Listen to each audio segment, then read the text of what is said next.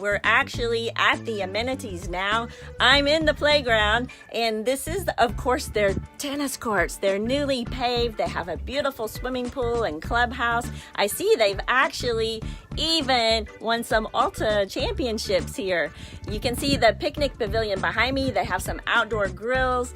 It is so beautiful out here, and the lots are oversized. It's a beautiful, beautiful community. And of course, it's conveniently located in Flowery Branch. We're less than 5 miles away from Lake Lanier, the Atlanta Falcons training complex, you name it, Wrigley's. We're in the heart of Flowery Branch, and we're just minutes to 985. So give me a call. We would love to see you in Flowery Branch, Georgia. See you soon.